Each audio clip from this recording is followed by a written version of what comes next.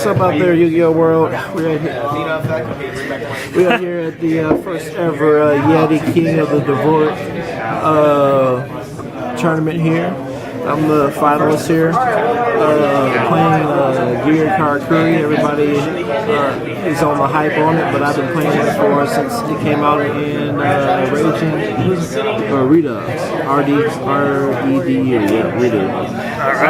Let's get into the deck here. I appreciate that finalist, man. Oh yeah, this is my favorite. Oh yeah, the blue silver, yeah. Beautiful. All right, Joaquin, let's go. All right, let's see here. We're going to start off with the standards here. And you got the arsenal you run at 3. You got the armor that you run at 3. And of course the heart, bread and butter, the accelerator of the deck. Accelerator just makes the combos.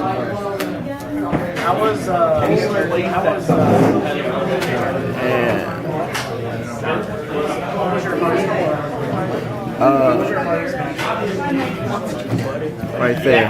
So we got those 3 away. We got the 3 MK2s here.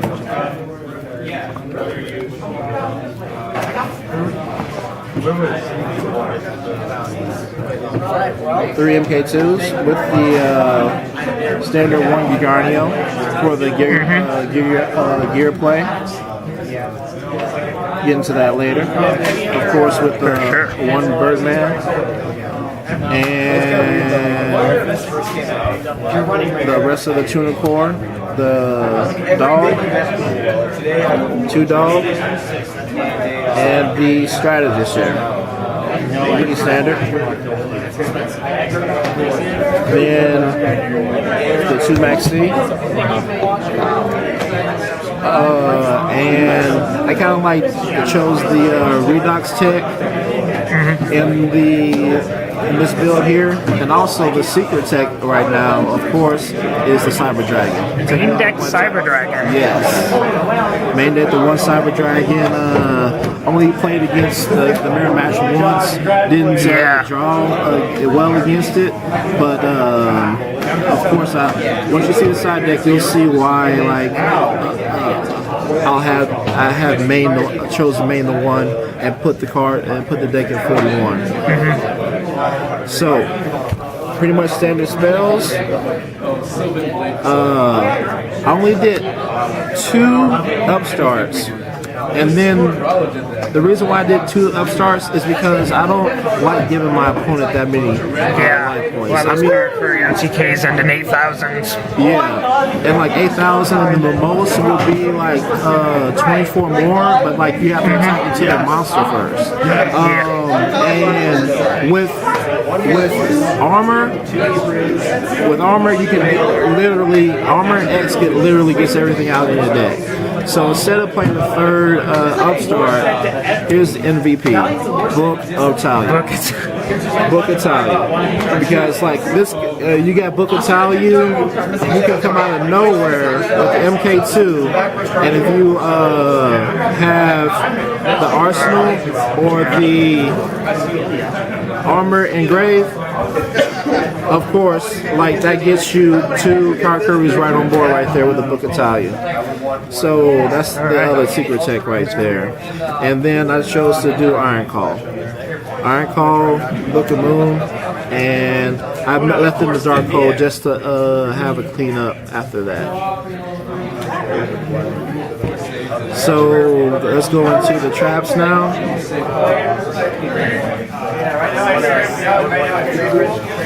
The 2 Giga Gear. I don't run 3 because it really gets too cloggy, and you'll see later in my extra deck, I don't have the Fortune Tune or the Digvorzhak Emerald to pick it up, so I just chose to go with the Gear at 2, and then have the trap pull around it with the Deep Prisons, the Fiendish Chains at 2, the mirror forces at 2. Each of the 1-0s, and then we chose to put in secret tools of the bandit instead of trap stud.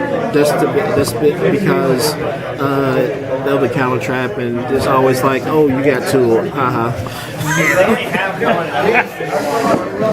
It's always nice to get the tools off.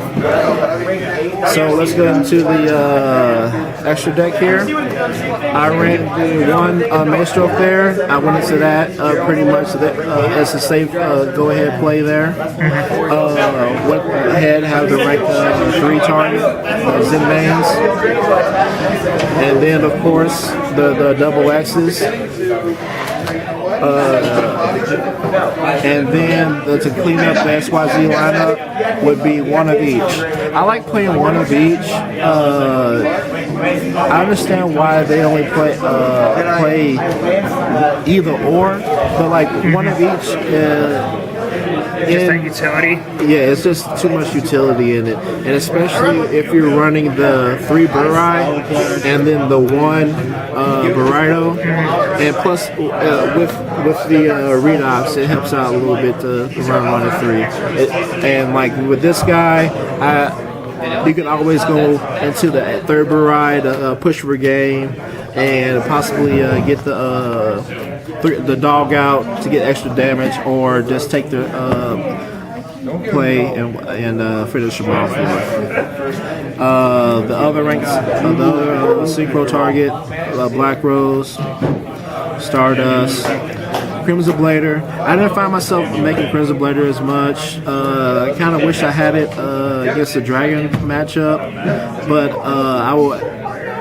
Since Dragons are doing the rank 8 beats now, I kind of like the Colossal Fighter above it. And then the Star Eater. Star Eater, it gives me so much more utility too. The dog and the Burai, the 0, and then the 248 and the Burrito.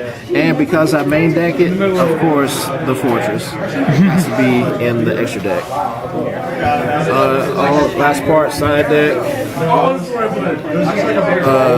Chose to do the 2 Veils in the side deck. Main the Max C for extra draw power, of course. Here's the extra Cyber Dragon. The reason why the extra Cyber Dragon is there is because these 2 bad boys right here are in there, the DNA surgery. I kind of like what's going up with the next Cyber Dragons coming out, and it's kind of might seem a little bit redundant, but against the spell books and against Fire Fist, it really helps you take away their advantage just by popping and just like getting a 3,000 beater on board. The bucks here for your nice little Mermails and Dark Worlds that I've faced twice. And all those other nice little plays. Got the 2 Lights Imprisonings. I had to play those against Pathfinder deck and a Costello deck. It really came in handy. I might take these out because the DNA surgery that really doesn't flow well. Then just do the those are match instead of the surgeries. And then you got the 1-0, the Soul Drain, and then the extra trap set in the side decks, and then followed up with the Mystical Space Typhoons. All right, Joaquin. So obviously you had insight into this deck, having played it for a very long time. What was it that stood out to you that brought your game to the top 2 here at the first Yeti Gaming Championship Series? The deck is really consistent. Like a buddy of mine helped me just get my head together with it, just curve it out with the 3, and then just run it like as consistent as you can. But the real help with it is the book of Talia. The book of Talia and the armor play is the play, and that gets you your first turn X to set up, and you just like sitting there. You really don't really care about your back row, because if you draw into a strap stun or you draw into 7 tools, you pretty much got game. So that was what I've been doing all of the tournament, going X1, losing to in the top 8 as second place. So nice little map. All right, success. How was the competition here at the first Yeti Championship? It was pretty tough. It was pretty tough. 2 of the newer, I think, Firefish desks. They were pretty tough to beat. And with the Leo, I believe, or their Zero that gets them their guy, that was really a pain to get over, and trying to battle off of Yoku. Other than that, like there was the new Dragon build of the deck, and that guy pretty much, like, that was my only loss, and he pooper scoopered me too, owed me. So in the main, but like it knocked out all the way up into the finals where I just couldn't draw anything. I guess wasn't the time for it. Time's left just runs out. All right, any last things you want to say to our viewers? Your deck is an excellent deck, and no, that's pretty good. All right, YouTube. So if you are watching this on Yeti Gaming Live, be sure to check us out on the Yu-Gi-Oh! Underground. If you're watching this on Yu-Gi-Oh! Underground, be sure to check out Yeti Gaming Live for amazing feature matches. I believe you had how many of them? 2, 3. You got 2, 3 feature matches from this veteran of the Karakuri deck, so that's something very exciting you'll want to check out there. And that is all, guys.